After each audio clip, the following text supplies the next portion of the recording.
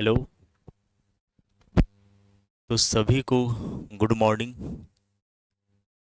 कैसे हैं आप लोग और कैसी चल रही है पढ़ाई? तो ये आपका मॉक टेस्ट नंबर आपका 4 है और इसमें कुछ ऐसे सवाल हैं, अच्छे सवाल रखे हैं। हम चाहते हैं कि हर एक टाइप का सवाल एक क्रम में हो ताकि आप हर एक टाइप का सवाल करके एग्जाम में अच्छा परफॉर्मेंस कर पाएँ। ठीक है? तो नो बकवास, सीधी बात, सीधे सवाल पे आते हैं। कहता है एक व्यापारी 500 रुपये में एक घड़ी खरीदता है और उस पर 700 मूल्य अंकित करता है। वह 10% की छूट देता है, तो उसका लाभ प्रतिशत क्या होगा? देखो, जब भी छूट की बात होगी तो हमेशा याद रखिएगा, डिस्काउंट जो है वो हमेशा अंकित मूल्य पर मिलता है। किस पे मिलता है सर? अंकित मूल्य पे। और प्रॉफिट हो या लॉस हो, हमेशा कॉस्ट प्राइस पे मिलता है, यानी क्रय मूल्य पे। सर यहाँ पे सीपी हमारा दे रखा है 500 रुपया और एमपी हमारा दे रखा है कितना? 700 रुपया। जो ये 10% का डिस्काउंट है ना सर, वो 10% का डिस्काउंट इस पर मिलेगा क्योंकि डिस्काउंट हमेशा एमपी पे मिलता है। तो 10% का डिस्काउंट, अब 700 का 10% कितना होगा सर? 70 होगा। आप यहाँ से भी निकाल सकते हैं 700 का अगर 10% निकालोगे तो 10/100, यानी सर जीरो से जीरो कटेगा, 10 को 7 से गुना करेंगे सर 70 आएगा। हाँ या ना? कहोगे बिल्कुल सर। तो 10 रुपये का डिस्काउंट मिला तो चीज़ें बिकेंगी कितनी में, यानी सेलिंग प्राइस कितने का होगा सर? तो सेलिंग प्राइस हो जाएगा 630 रुपया। कितना हो जाएगा? 630 रुपया। 700 में 70 रुपया घटाएंगे, 630। अब हमसे पूछ रहा है प्रॉफिट परसेंट। प्रॉफिट तो हुआ है सर, क्योंकि सीपी हमारा 500 है और एसपी हमारा 630 है। कितने का प्रॉफिट हुआ सर? 130 रुपये का हुआ। 630 में से 500 घटाओगे तो 130 बचेगा। प्रॉफिट परसेंट हमें चाहिए, यानी लाभ प्रतिशत चाहिए सर। तो लाभ प्रतिशत के लिए क्या करोगे? 130 और बटा में क्या आएगा? सीपी। सीपी यानी 500 और प्रतिशत के लिए 100 से गुना करेंगे। सर डबल जीरो से डबल जीरो कट गया, ये कट जाएगा आपका 5 दूनी 10 और बच गया 5 छक्का 30, यानी 26% आएगा। ऑप्शन नंबर हमारा कौन सा हो जाएगा? बी हो जाएगा। तो हमेशा एक चीज़ याद रखना, डिस्काउंट यानी छूट जो है हमेशा एमआरपी पे मिलता है, अंकित मूल्य पे। और सीपी जो है, प्रॉफिट हो या लॉस हो, हमेशा सीपी पे मिलता है। ठीक, अगले सवाल पे चलते हैं। यहाँ पे कह रहा है यदि x प्लस 1/x का मान √5 है तो एक्स स्क्वायर प्लस 1/x² का मान क्या होगा? आपके जहन में ये चीज़ बैठ गया होगा कि सर x प्लस 1/x का मान अगर √5 है, आपने बताया हमें कि x प्लस 1/x अगर हमारा a है तो एक्स स्क्वायर प्लस 1/x² का मान जो है वो हमेशा a² - 2 होता है या ना? तो अगर एक्स स्क्वायर प्लस 1/² आपसे पूछ रहा है तो ये हमारा a है, तो √5 का होल स्क्वायर और माइनस का 2। सर स्क्वायर से रूट कटेगा तो केवल 5 बचेगा और 5 में से 2 घटेगा तो केवल क्या आएगा? 3, यानी ऑप्शन नंबर हमारा ए हो जाएगा। ठीक है, चलिए आगे कह रहा है कि दो संख्याएं 3:4 के अनुपात में है, यदि उनका एलसीएम 240 है तो छोटी संख्या ज्ञात कीजिए। ठीक है सर, जो संख्या दे रखा है वो 3:4 दे रखा है और ये संख्या अनुपातिक है, ये वास्तविक नहीं है। तो वास्तविक में इक्वेट करने के लिए क्या करेंगे? कोई समान संख्या से हम या समान वेरिएबल से हम दोनों संख्याओं को गुना करेंगे। वो समान वेरिएबल क्या होगा? कुछ और नहीं, एचसीएफ होता है। अब कह रहा है यदि उनका एलसीएम 240 है, अब इन दोनों संख्याओं का एलसीएम कितना हो जाएगा? 3 × 4, 3 × 4 और दोनों में कॉमन सर एक्स है, यानी इसका एलसीएम हो जाएगा 4×3 = 12x। और इसी 12x का मान दे रखा है हमारा 240। तो x का मान कितना होगा सर? 240/12, यानी सर x का मान आ गया 20। अब कह रहा है छोटी संख्या, तो इन दोनों में छोटी संख्या कौन सी है? 3x। तो 3 गुना और x का मान अभी आया 20, यानी सर आ गया 60। हमारा कौन सा ऑप्शन होगा? Option number A. स्पीड भी रख रहे हैं, समझा भी रहे हैं। अगले सवाल पे आइए। एक समबाहु त्रिभुज का परिमाप 24 सेंटीमीटर है, इसका क्षेत्रफल ज्ञात कीजिए। सर क्षेत्रफल की बात कर रहा है और बात यहाँ समबाहु त्रिभुज की हो रही है, और हमें पता है कि समबाहु त्रिभुज में तीनों भुजाएं हमारा क्या होता है सर? बराबर होता है, क्योंकि सम का मतलब समान, बाहु का मतलब भुजा, यानी जिस त्रिभुज की तीनों भुजा समान हो वो आपका समबाहु त्रिभुज यानी इक्विलैटरल ट्रायंगल होता है। यहाँ सर परिमाप दे रखा है, परिमाप का मतलब होता है सर भुजाओं का योग। अब तीनों भुजा को जोड़ेंगे a प्लस ए तो हो जाएगा 3a। इसी 3a का मान दे रखा है हमें 24 सेंटीमीटर। तो क्या यहाँ से a का मान पता चल जाएगा? बिल्कुल सर, 24/3, यानी सर यहाँ a का मान यानी भुजा का मान आ गया 8 सेंटीमीटर। हमसे क्षेत्रफल पूछ रहा है, तो क्षेत्रफल सर जो होता है समबाहु त्रिभुज का वो √3/4 ए स्क्वायर होता है, यानी √3/4 इंटू ए का मान हम 8 गुने 8 लिख सकते हैं, यानी 4 दूना 8, तो 16√3 हो जाएगा। यानी ऑप्शन नंबर हमारा कौन सा हो जाएगा? Option number A. ठीक है, अगले सवाल पे चलते हैं। एक राशि 4 वर्षों में साधारण ब्याज पर 6000 और 7 वर्षों में 7500 हो जाती है, वो राशि क्या है? यानी सर 4 वर्ष में वो 6000 हो जाता है और 7 वर्ष में वो 7500 हो जाता है। तो मुझे बताओ डिफरेंस निकालो 3 वर्ष का। सर 3 वर्ष में वो जो है इन दोनों का डिफरेंस हो जाएगा 1500।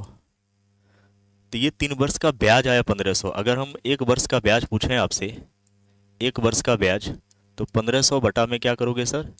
3 से डिवाइड कर देंगे, यानी 1 वर्ष का ब्याज आ गया 500 रुपया। हमसे पूछ रहा है प्रिंसिपल। तो यहाँ पे देखो ये 4 वर्ष का क्या है? ब्याज दे रखा है। इसमें 4 वर्ष का ब्याज भी है और मूलधन भी है, इसमें 7 वर्ष का ब्याज भी और मूलधन भी है। तो अगर 4 वर्ष का हम निकालें, 1 वर्ष का ब्याज सर 500 रुपया है, तो 4 वर्ष का ब्याज कितना होगा? 1 वर्ष का ब्याज अगर हमारा 500 दे रखा है तो 4 वर्ष का ब्याज कितना होगा? 4 वर्ष का ब्याज सर 500 गुने 4 यानी 2000, 500 गुने 4 यानी 2000 हो गया। अब देखो 4 वर्ष का ब्याज यहाँ से हटा दोगे तो जो बचेगा वो क्या बचेगा? मूलधन बचेगा। तो जब मूलधन पूछेगा आपसे, यानी वो राशि आपसे पूछ रहा है, तो क्या करेंगे? 6000 में से हम इस 2000 को घटा देंगे, तो यहाँ से क्या आ जाएगा? 4000। ऑप्शन नंबर कौन सा हो जाएगा? ए हो जाएगा। आप यहाँ से भी कर सकते हो। 1 वर्ष का ब्याज 500 है तो 7 वर्ष का ब्याज कितना होगा? 7 पचे 3500, 7500 में 3500 घटाओगे तो 4000 ही बचेगा। तो यहाँ से भी आप मूलधन निकाल सकते हैं। अगले सवाल पे चलते हैं। हम चाहते हैं कि ये क्वेश्चन आप होमवर्क में करें, कमेंट बॉक्स में जवाब दें इसको। साइन 45 का मान 1/√2 होता है, कॉस 45 का मान भी 1/√2 होता है, साइन 30 का मान 1/2 होता है और कॉस 60 का मान 1/2 होता है। सिंप्लीफाई कर लेना इसको। अगले सवाल पे चलते हैं। प्रथम 10 विषम संख्याओं का योग। जब भी प्रथम n विषम संख्याओं का योग पूछे, प्रथम n विषम संख्याओं का योग, विषम संख्याओं का योग, संख्याओं का योग, योग, तो याद रखिएगा हमेशा होता है n का स्क्वायर, यानी जो संख्या यहाँ दे रखा है 10, 10 का स्क्वायर क्या हो जाएगा सर? 100 हो जाएगा। ऑप्शन नंबर ए हो जाएगा। अगले सवाल पे चलते हैं। एक गोले का आयतन दे रखा है 4851 घन सेंटीमीटर, इसकी त्रिज्या क्या होगी? सर गोले का आयतन होता है 4/3 पाई आर क्यू और इसका मान दे रखा है हमें 4851। तो 4/3 गुने पाई का मान 22/7 इंटू आर क्यू और ये दे रखा है 4851। ठीक है, अब क्या करना है? यहाँ पे आर क्यू को अपनी जगह रखो। ये 4851 जो है गुना हो जाएगा नीचे वाली संख्या से, यानी 3 गुना 7 और बटा में हो जाएगा ऊपर वाला 22 गुने 4। 22 × 4। यहाँ से सॉल्व करोगे तो 11 दूनी 22, 11 दूनी 22, और ये कट जाएगा 11 × 4 = 44, 4 बचेगा, 11 × 4 = 44, और 11 × 11। ठीक है, तो आर क्यू का जो मान हो जाएगा यहाँ से सर 441 × 3 × 7 और बटा में 4 दूनी 8। जब इसको गुना करोगे तो ये 92 61 आएगा, और 92 61/8 हो जाएगा। यहाँ क्यू हटाओगे तो आर का मान क्या होगा, यहाँ से क्यूब रूट लग जाएगा, यानी सर 92 61/8 हो जाएगा। और इसका घनमूल होता है 21/2, यानी 10.5 हो जाएगा। कितना सेंटीमीटर सर, 10.5 सेंटीमीटर। ऑप्शन पहला हो जाएगा। यदि 3A = 4B = 6C है तो ABC का मान क्या होगा। इस टाइप के सवाल को हमेशा क्या करो, एलसीएम ले लो। 3 4 6 का एलसीएम होता है सर 12, 3 चौका 12, 4 तिया 12 और 6 दूनी 12। तो हमारा A/B/C का जो मान आ जाएगा वो 432 होगा, 432। ठीक है, 432 ऑप्शन नंबर पहला हो जाएगा। यहाँ कह रहा है कि x⁴ अपॉन 1 + x⁴ और इसका मान दे रखा है 119। जब भी पावर घटेगा यानी x² + 1/x² अगर हमसे पूछेगा तो कुछ मत करना, इसमें क्या करना, 119 में हमेशा 2 जोड़ना। हमेशा जब भी पावर 2 के रूप में घटेगा तो जो संख्या दे रखा है उसमें 2 जोड़ के रूट लगा दो, तो ये हो जाएगा 121, और 121 का वर्गमूल होता है 11। ऑप्शन नंबर हमारा ए होगा। अगले सवाल पे चलिए। एक आदमी अपनी सामान्य गति के 3/4 भाग से चलते हुए कार्यालय 20 मिनट देरी से पहुंचता है, उसका सामान्य समय क्या है। हमेशा याद रखना, जब दूरी समान हो, जब दूरी समान हो तो जो चाल का अनुपात होता है, अगर चाल का अनुपात हमारा A/B है तो समय का अनुपात पलट जाता है, यानी समय हमारा B/A हो जाएगा। तो यहाँ पे देखो, एक आदमी अपनी सामान्य गति से 3/4 से, यानी सामान्य गति आपका हो गया और एक नई गति।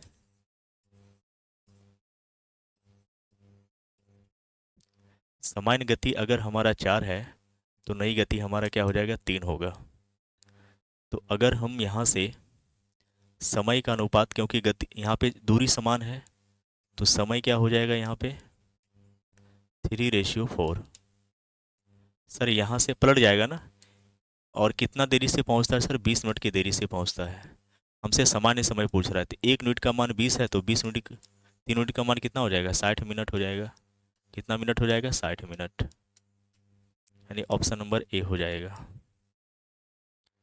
इस सवाल को देखिए। एक बेलन का व्यास 14 सेंटीमीटर है और ऊंचाई 20 सेंटीमीटर है, इसका कुल पृष्ठीय क्षेत्रफल ज्ञात कीजिए। कुल पृष्ठीय क्षेत्रफल होता है सर 2πr/h। बेलन है ना, हाँ 2πr/h। तो 2 × 22/7 इंटू r दे रखा है 14 और ऊंचाई दे रखा है 20। यहाँ से 7 दूनी 14 कट गया, तो 22 दूनी 44 और 20 दूनी 40, यानी 44 कितना हो जाएगा, 2πr/h। 2 × 22/7 × 14 × 20, ठीक किया मैंने। 7 दूनी 14, 22 दूनी 44, यानी आपका हो जाएगा 4 चौक 16, 4 चौक 16 और 1 17, 1760 होगा। ऑप्शन में है कहीं। अच्छा, बेलन का व्यास दे रखा है यहाँ पे ना, बेलन का व्यास दे रखा है, तो यहाँ से त्रिज्या कितना हो जाएगा सर, व्यास की आधी यानी 7 सेंटीमीटर हो जाएगा। ओके ओके ओके, यानी गुने 7 और गुना में 20 होगा, तो 22 दूनी 44 और गुने 20, 44 दूनी 88, यानी 880 हो जाएगा। ऑप्शन नंबर कौन सा हो जाएगा हमारा, सी हो जाएगा। ठीक है, कह रहा है कि 8,000 रुपये पर 5% वार्षिक दर से 2 वर्ष का चक्रवृद्धि ब्याज और साधारण ब्याज का अंतर ज्ञात कीजिए। हमने 2 वर्ष का CI निकालने का तरीका सिखाया था कि 2 वर्ष का जो CI होता है वो हमेशा A + B + A × B/100 होता है, हाँ या ना। और साधारण ब्याज तो मूलधन पे लगता है, तो साधारण ब्याज हर साल क्या होता है, समान होगा। और 2 वर्ष का जो साधारण ब्याज होगा यानी एसआई होगा, वो हमेशा क्या होगा, जुड़ेगा, यानी ए प्लस बी हो जाएगा 2 वर्ष का। तो यहाँ पे साधारण ब्याज और चक्रवृद्धि ब्याज का अंतर दे रखा है, तो पहले हम 2 वर्ष का साधारण चक्रवृद्धि ब्याज निकाल लेते हैं। तो 2 वर्ष का सीआई निकाल लेते हैं। 2 वर्ष का सीआई प्लस 5 × 5/100, तो यहाँ से हो जाएगा 5×5 = 10, यानी 10.25 हो जाएगा। और 2 वर्ष का जो एसआई होगा, सर एसआई तो हर साल समान रहता है, यानी 5 + 5 हो जाएगा, यानी 10% हो जाएगा। तो मुझे बताओ दोनों का डिफरेंस कितने का है सर, दोनों में डिफरेंस 0.25 का है, तो इसी का निकाल देंगे 8,000 का 0.25%। प्रतिशत के लिए 100 होगा, और दशमलव के बाद 2 अंक है तो यहाँ भी 100 और होगा। 0 से 0 कट जाएगा, यहाँ से एक और 0 कटेगा। 5 दूनी 10, 5 × 5 = 25, और ये 2 चौक 8, 4 को 5 से गुना करेंगे तो सर 20 आएगा, यानी ऑप्शन नंबर हमारा ए हो जाएगा। अगले सवाल पे चलते हैं। इस सवाल को भी आप कमेंट बॉक्स में जवाब देना, क्योंकि त्रिकोणमिति आप पढ़ चुके हो। अगले सवाल पे आइए। ए और बी मिलकर एक काम को 12 दिनों में कर सकते हैं, बी और सी 15 दिनों में तथा सी और ए 20 दिनों में। तीनों मिलकर काम कितने दिनों में पूरा करेंगे, यानी ए प्लस बी जो है वो हमारा 12 दिन में काम को पूरा करता है, बी प्लस सी जो है वो हमारा 15 दिन में काम को पूरा करता है, और सी प्लस ए जो है वो हमारा 20 दिन में काम को पूरा करता है। हमने बताया था टोटल वर्क और एफिशिएंसी निकालना है, तो 12, 15, 20 का एलसीएम होता है 60, तो 12 × 5 = 60, 15 चौका 60, 20 × 3 = 60।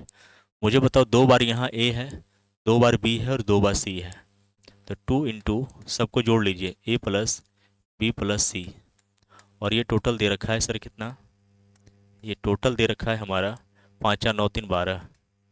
तो यहाँ से ए प्लस बी प्लस सी निकाल सकते हैं, कहोगे बिल्कुल सर।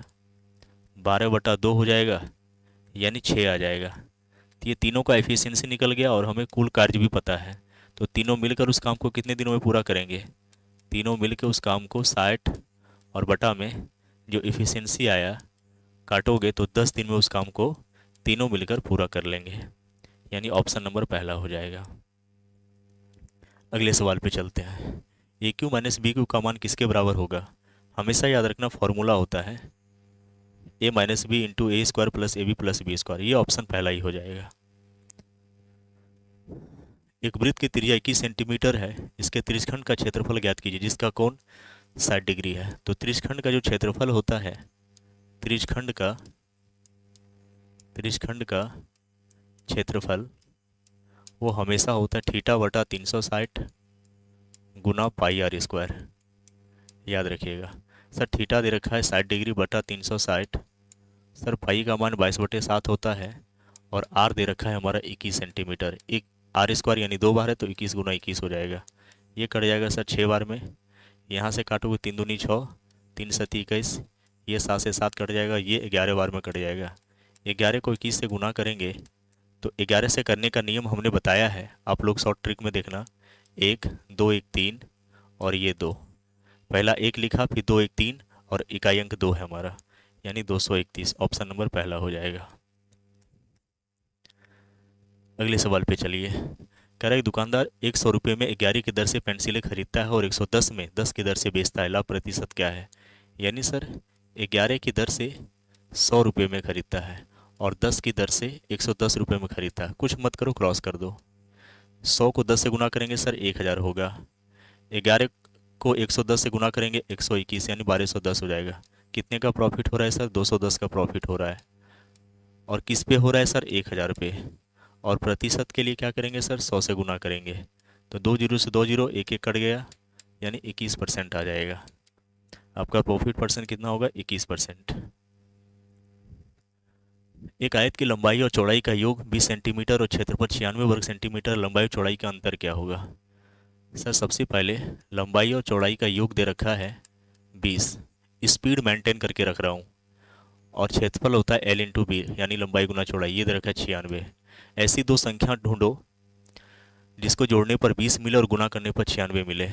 सर 12 और 8, 12 और 8 को जोड़ेंगे सर 20 होगा, और 12 को 8 से गुना करेंगे 96 होगा। यानी एल का मान हमारा हो गया 12 और बी का मान हो गया 8। दोनों संख्याओं का अंतर पूछ रहा है। एल का मान आ गया यहाँ 12 और बी का जो मान है वो हमारा हो गया 8। इन दोनों का डिफरेंस पूछ रहा है, 4 का डिफरेंस है, यानी ऑप्शन नंबर ए। सिंप्लीफिकेशन पूछ रहा है। 81 का वर्गमूल 9 होता है, 64 का वर्गमूल 8 होता है, गुना 121 का वर्गमूल 11 होता है, और माइनस 49 का वर्गमूल 7 होता है। तो 9 8 17 गुने 4, यानी 17 चौका 68। ऑप्शन नंबर हमारा कौन सा हो जाएगा? ए हो जाएगा। तो मैंने स्पीड को मेंटेन रखा, ठीक है। मुझे समझाने में इतना समय लगा। ये जो सवाल हैं ये मुश्किल से 4 से 5 मिनट में सॉल्व होने वाले हैं। तो ये दिखाना चाह रहे थे कि आप लोग इससे भी और स्पीड में, क्योंकि मुझे समझाने में लिखने में समय लगा। अगर मुझे करना होता तो मैं सेकंडों में कर लेता इसको। लेकिन कैसी रही क्लास, कितना समझ आया आपको? ये स्पीड मेंटेन रखें या फिर आराम से कराएं, जैसा भी हो कमेंट में जवाब देना। अगर नए हो तो जुड़ जाओ, पसंद आए तो लाइक कर देना, ठीक है। चलो बाय।